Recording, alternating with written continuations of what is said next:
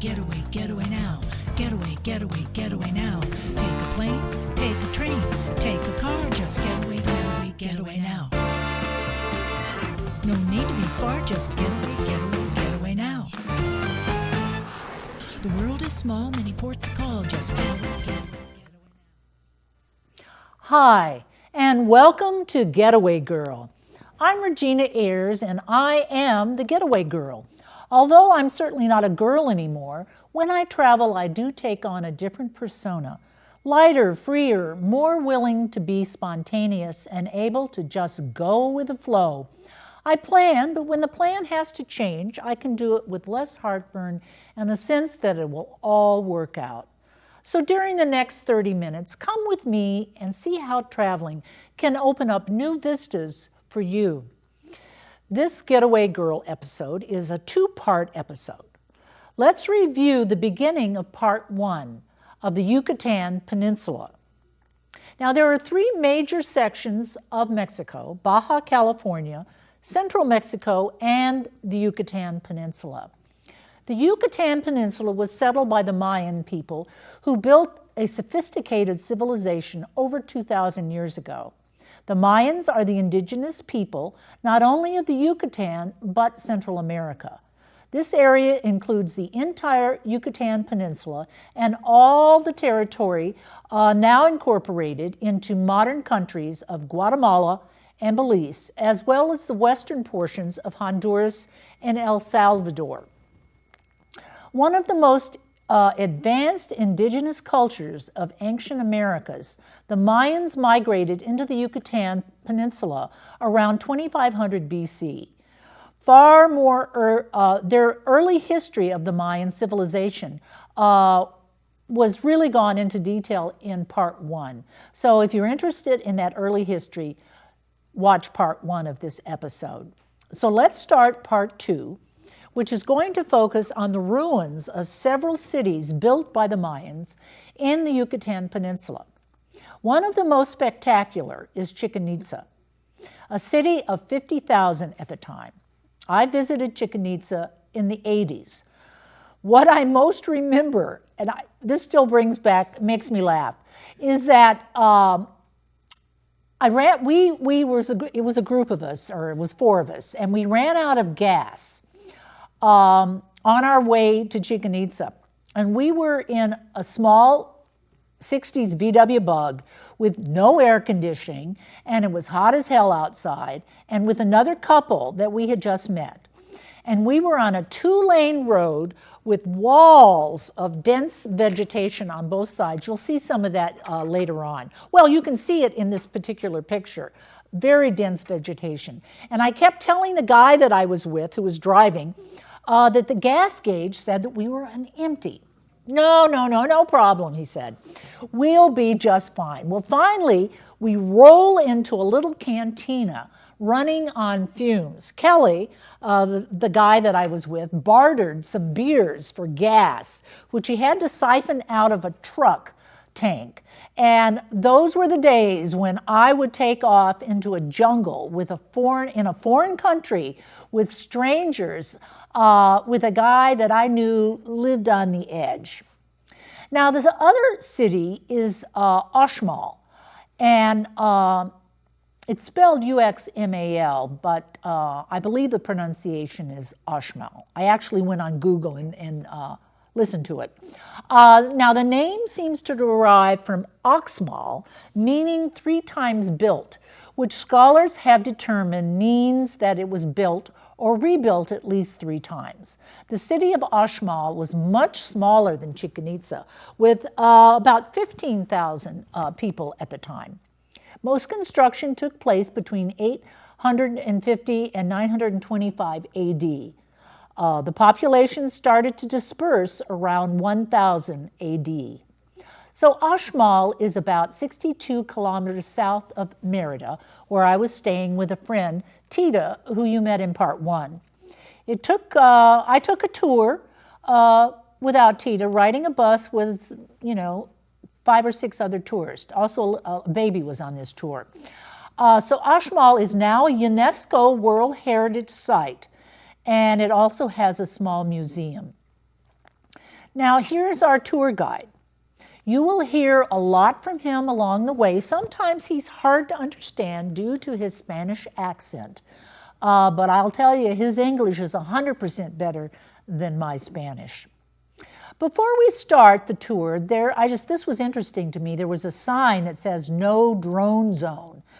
And actually, during the Christmas holidays in 2018, Gatwick Airport, which is the second largest airport in the UK, was shut down for 3 days due to drone activity.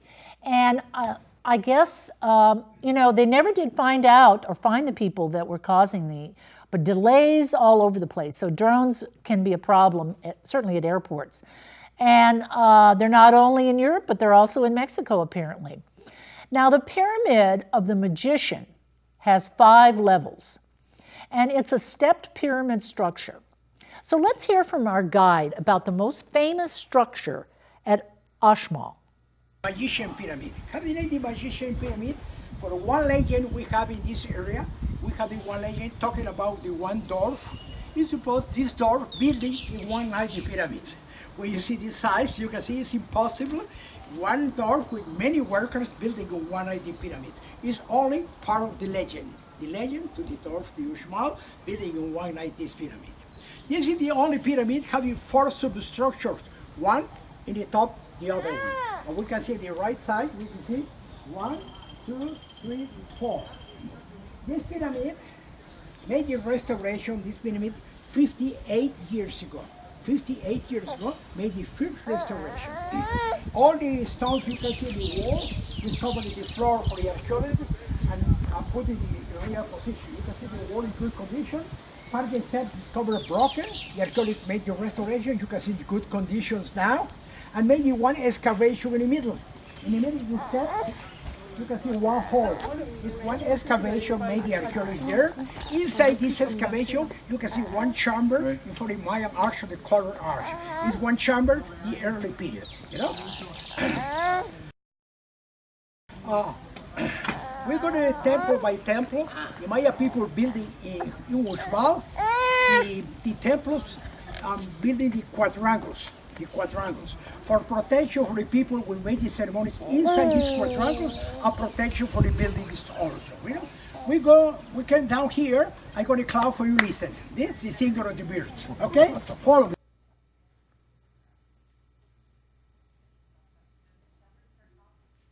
So here are some pictures of the other angles and views of the pyramid. This monument was decorated with precisely cut veneer stones set into a concrete core. This was an advanced method much better than the previous method, which used piles of stones glued into a plaster core. The construction may be the reason that many of these ancient buildings at Uxmal are in excellent condition today. Now, in the next 2 videos, or in the next 2 photos, you can see how much vegetation surrounds the ruins. This is what I was talking about before. It's very dense. Now, if this vegetation is not continually cut back and maintained, it will take over again. The ruins were hidden for hundreds and hundreds of years. Now, do you think you could climb these steps? Decades ago, visitors were permitted to climb the pyramid, but that's no longer allowed. Now let's listen to the acoustics that sound like a bird call. And this is as easy as clapping your hands. Okay, you can listen now. Oh yeah.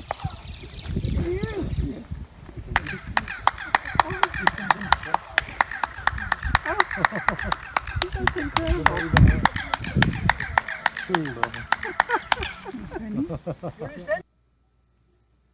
That was fun to hear. And let's hear more from our guide about the site and structure, especially water cisterns. He explains that the southern portion of the Yucatan has to rely on rainwater. That is the reason there are so many cisterns built below the ancient cities. The second period between 600 to 900, and the last one between 9 to 11. It's the time when the Maya people abandon all these sacred places, you know. Called the three-time building also, well, when the Maya people counted, the Maya language counted Umpe, Kape, Oshpe. Oshpe is the number 3. Oshmal is the real ABCD. When the party time, change in pronunciation, iguana, change in pronunciation is for the reason called now Ushmal. It's the same, only change in pronunciation, Ushmal, the 3 times building, you know. Here we are in the south part of the Yucatan Peninsula. All the north part of the Yucatan Peninsula is full with many wells, the natural formation called the cenotes, the sinkholes, you know. All these sinkholes, the underground rivers give the water to the wells. I have a communication to the ground, one to the other ones, you know. And here in the south part, we don't have the rivers, we don't have the lakes, we don't have the lagoons, we don't have the cenotes, sinkholes, nothing for water. If for the reason building in this area, the more complete hydraulic system for the collect the rainwater. When the Maya people build the temples, anytime made the excavation into the ground, made the excavation, take the stones and build the temples. When the building many temples, made many halls. All these halls, the Maya people converted in cistern. All the wall covered by a stucco, in the top with the big ring, where the floor came down in the middle one quadrangle, this quadrangle 4 little halls. All the ring captured the rainwater, the water go to the middle, filter inside the 4 little halls and collect inside there. This cistern have more or less 8 meters deep and 8 meters diameter, you know, the big cistern. The archaeologists discovered in this area 100 cisterns. Discovered this cistern broken, had it collapsed, you know. Discovered one in good condition and made the restoration, you know. We can see the original in the back side. This one in the back side, all the ring captured the rainwater, the water go to the middle, filter inside the 4 little holes and collect inside there. It's the only one discovered in good condition and made the restoration, made the real restoration.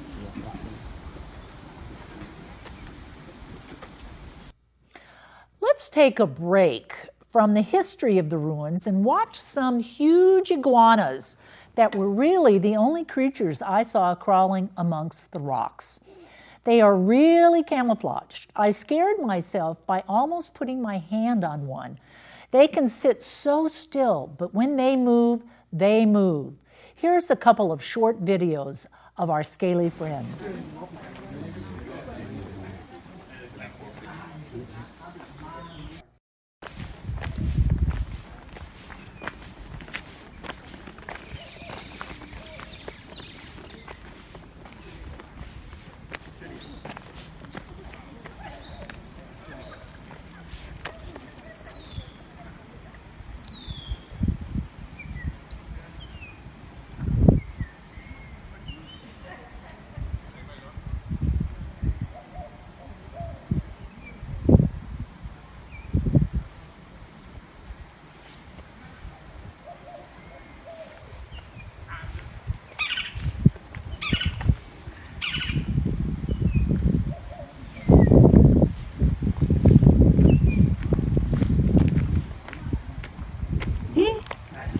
We all like them. Ooh, his head action is cool. Nice iguana. Very nice. Oh, hello, you? Hello, hello, hello, hello. The big one, very nice. Hello, hello.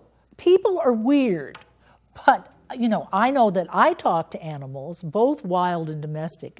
That was fun listening to that woman, both of us talking to the iguana. But okay, back to the ruins. The Nunnery Quadrangle is a long building with elaborate carvings that had nothing to do with nuns. It was a 74-room governmental palace. Let's listen to our guide. Okay. Here we are inside this other quadrangle, having the northern quadrangle. Do you remember? Only the Spanish name, you know? We can see the building on the right side, many X's together for the big panels in the superior side. The top of the doors, you can see many X's. But it's supposed the Maya people represent in this quadrangle the four society classes we have in the Maya time. Where you see very well, you can see here in this quadrangle, four different levels. The superior level in the front is dedicated to the astronomers. The broken building on the right side with three doors is broken the roof is dedicated to the moon. And the other one on the left side dedicated the planet to Venus. All the building represent the group of the astronomers. The building on the left side has the other level represent the high priest, the religion or the high priest. The building on the right has the other level represent the nobles and politicians. And the building in the back to you represent the group the farmers or workers. Building the temples in 40 quadrangles for protection for the people when they make ceremonies inside this quadrangle, and protection for the buildings also. This quadrangle has a restoration. All this wall discovered the floor, the archaeologists put it in the real position, the roof is broken. This one has been broken the roof, this arch is covered in the floor, the archaeologists put it in the real position. The building in the right side, you can see here, discovered all this building in the floor. Made the restoration, you can see the big corridor and three separate chambers, you know. When they discover this side, the pyramid, discover full with soil, grass, bushes, and trees. Cut the trees, cut the bushes, clean the soil and the grass, and discover the front facade. In the front facade, we can see one wall, three pillars, the wall, three pillars. Discovered one door with the original wood lintel broken, put outside the broken lintel, and put the new lintel, is the new lintel. Continue the left side, three pillars, wall, three pillars, wall, three pillars, and discover the other door in good condition. This door in good condition is made with one tree. This tree has the name the Chico Zapote tree. The Chico Zapote tree is the tree when they made the chewing gums or the chiclets. The archaeologist take the little piece of wood in the left side, put the carbono 14, and get it one time the more than 1,000 years. You can see in good condition. You know, when you climb the pyramid in the middle, before and right to the door, we can see the little ragged mass. You tour around the ragged mass, you are right to the door. Inside this door, you can see the big chamber for the Maya arch, the corner arch, same like this. You know, when you see very well the door represents the big mouth, the big ragged mass. In the top, we can see the broken nose, in two sides the eyes. Everything together for the big ragged mask. You see? In the corner, in the right side, we can see the little ones, one in the top, the other one. In the left side, in the peripheral, the other ones, one in the top, the other one. In the right side, the steps, we can see the 12 ragged masks. You can see 1, 2, 3, 4, 5, 6, 7, 8, 9, 10, 11, 12. In the left side, it's supposed we have the other 12, but in the left side only we can see the 6 first one. The other 6 disappear. This sculpture, made from limestone, represents a two-headed jaguar and seems to have been the seat of the royal authority of Uxmal. The jaguar has symbolic connotations of warfare and royal and dynamic power in Mayan imagery. The governor's palace is a long, low building built on a platform with the longest facade in pre-Columbian Mesoamerica. The last structure we visit is the ball court. It has carved hieroglyphics that date its construction to the year 901. Within every quad there was a ball court. We can assume that part of the game was putting an object, maybe a ball, through this hole. We left Uxmal on our way to Santa Elena, another Mayan site. We stopped for lunch along the way. The food wasn't great, but I really got excited about a very functional piece of furniture, especially for women. I know that it can be a challenge making sure that a purse hangs on the corner of your chair, and sometimes it does and sometimes it doesn't. And when it doesn't, it ends up on the floor. Now, why doesn't some entrepreneur here in the United States take this idea and introduce this gem into the American market? I'm thinking maybe our tables are too close together and it takes up too much floor space. I don't know. Now, once we arrive at St. Helena, our guide gives us an overview. So let's take a listen. Bien. En este lugar les voy a dar la explicación. En este lugar siempre los turistas descubren abajo. ¿Sí? I'm going to give the explanation. All the people discover. Here we are in this city, Kaba. And Kaba means in Maya language, the hand of the worker.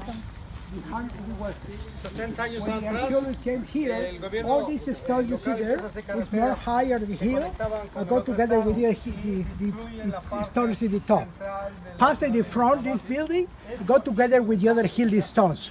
Cover the steps and the platform. The archaeologists made the excavation, discovered the steps, discovered the platform. In the top, this platform, when they made the excavation, discovered the original cistern. And the archaeologists made the restoration. Inside is original, and outside have the restoration. All the ring with the floor and the quadrangle in the middle have the restoration. And this cistern is full with water. The people selling the tickets there in the back side, the front desk, having one tank of water.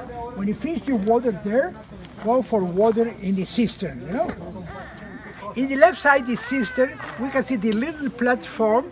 All around the platform, we can see the hieroglyphics inscriptions. You can see all around the platform. And we can see the building at the top. The building at the top comes in the kotspop. Kotspop means in the Maya language, the rolling carpet. Maybe for the noses, the rainbow mat looks like a rolling carpet, you know? All the noses is broken. Huh?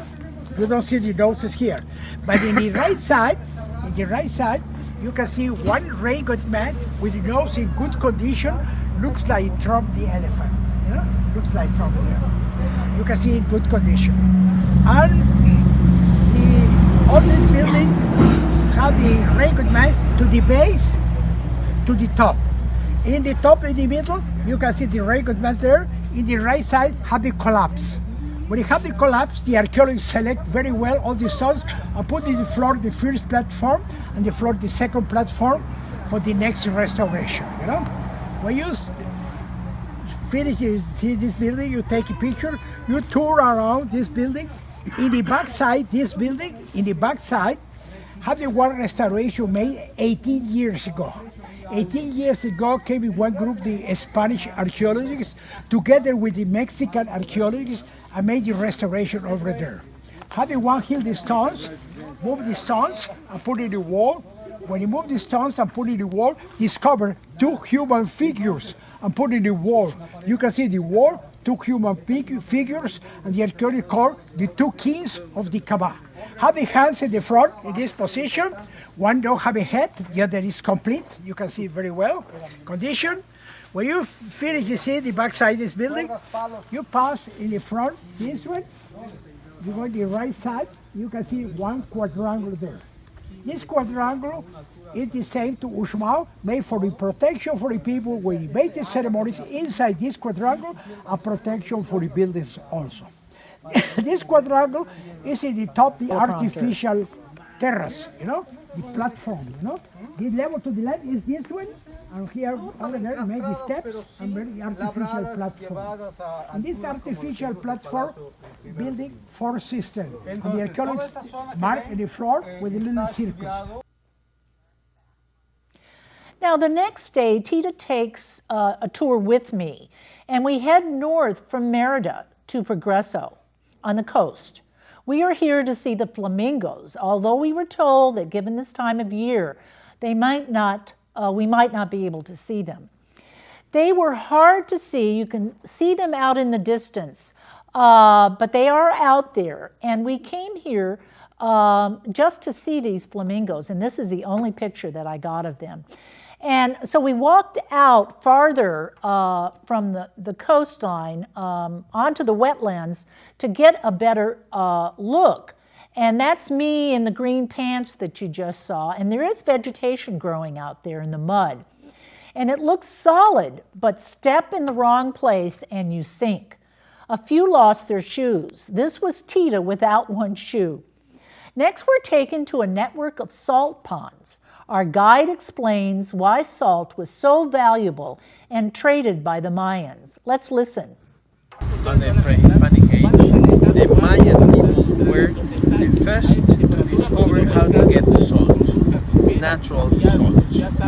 After they got conquered by Spanish people, they saw how do they do it, and then with machines and all that stuff, every big place, you know, they start to get salt. Like in Rio Lagartos, the biggest place for the picnic fats.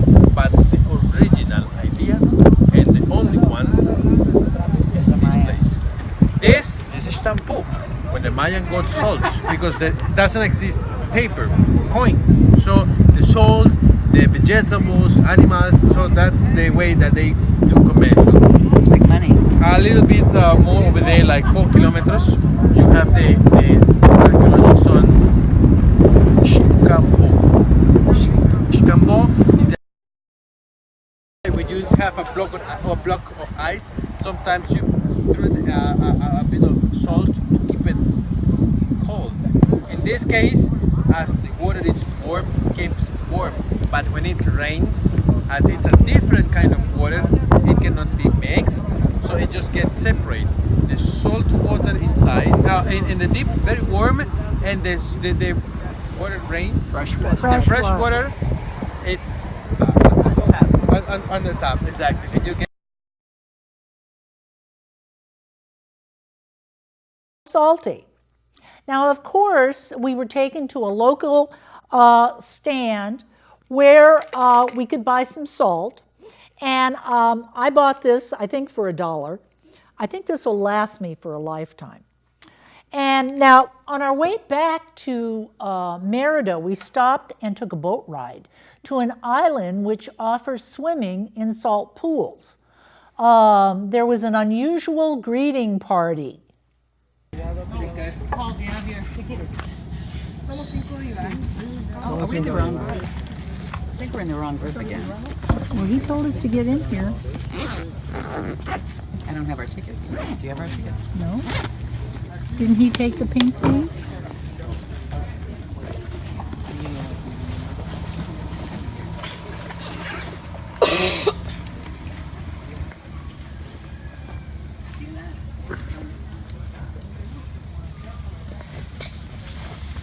Ooh, they chased him off.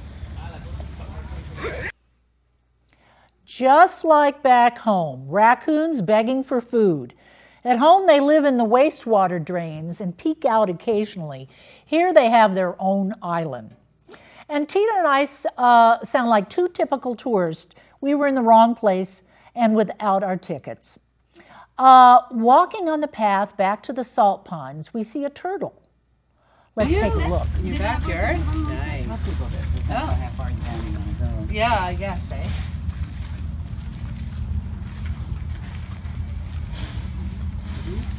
Dans la poche de devant, la poche fine là.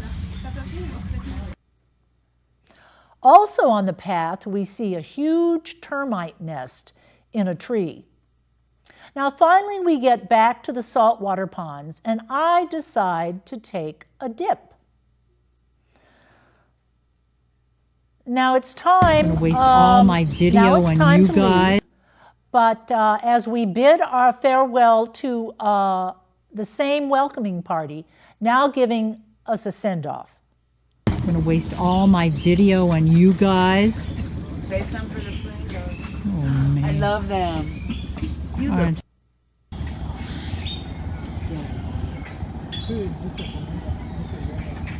No tengo nada. Nada. ¿Qué van a volver, verdad? Van a cruzar siempre, ¿verdad? Sí, está. ¿Dónde está la estación? Ajá. Oh. Can we point? Sí. Look. Regina.